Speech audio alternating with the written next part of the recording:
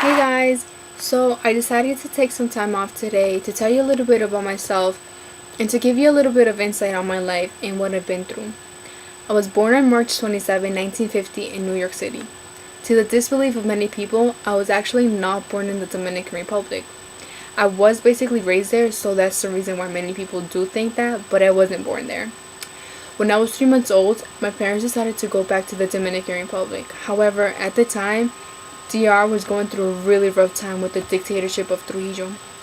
It was a very sad and oppressive time where Trujillo took the jobs of many people to give it to his own family, or he would basically take their money for his own wealth. But then in 1960, we quickly left because my father got involved in some crazy things and he tried to overthrow Trujillo's dictatorship and it completely failed, so we had to flee quickly. At the age of 10, when we arrived back to New York City, as you could have guessed, my English was all but perfect. The mix of Spanish and English really didn't make the situation any better, so it was a very embarrassing time for me. There were times where I didn't even know when a word in English would end or when it would start. It was embarrassing. Unfortunately, I didn't know enough English to realize that there were some kids bullying me. In my school, I was constantly being called a spick, which is now a derogatory word for Hispanic, but at the time, it was really commonly used to refer to Hispanics, or in my case, to refer to me. My mom, who really tried to shelter me from this bad, evil world, she would insist that they were saying speak, but I wasn't that dumb.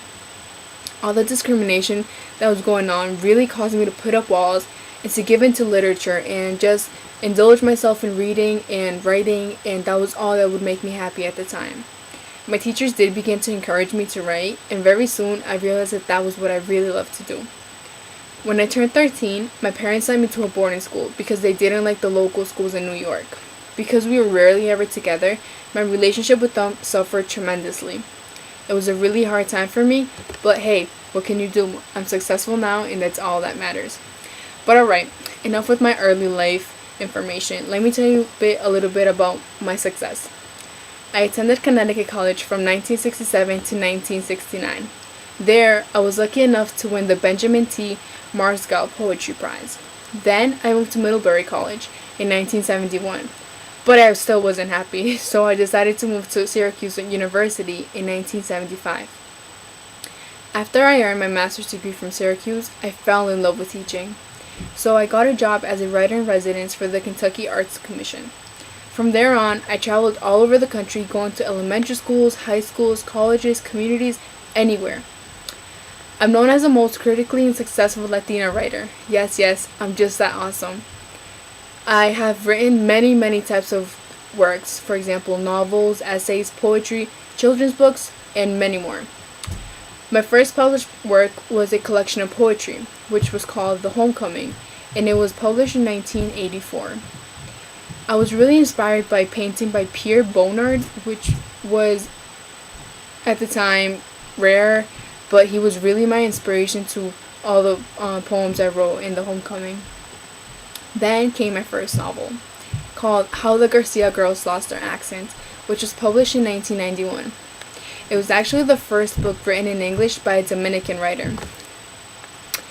It was also a very personal novel where I incorporated many of my own struggles and my own life, I guess you can say, into the book. My second novel was In the Time of the Butterflies, and that was published in 1994. Third was the novel Joe in 1997, and I wrote that as a sequel for my first novel. And my all-time favorite, In the Name of Salome, which was published in 2000. It's an amazing book where I write about the stories of a mother and a daughter. I explore many different kinds of themes throughout the book, and my goal is to ultimately have people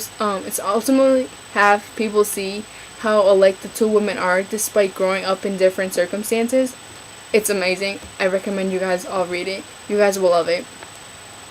In many of my works, I do explore the different cultures I've been raised in, the politics in the DR during the 1960s, and the oppression the women had to face through that time.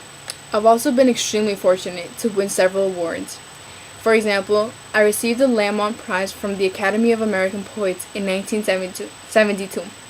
the third Women Press Awards in 1986, the Bell Prix Medal in 2004 and in 2010, and in 2002, I received the Hispanic Heritage Award in Literature. It was really an amazing feeling to be noticed by so many people. I put in so much effort and love in all of my works that every prize really makes me proud of myself. So that's a little bit about me and my career. Now I want to show you guys a short trailer for my movie based on my novel, In the Time of the Butterflies. I hope you all enjoy it. Ciao!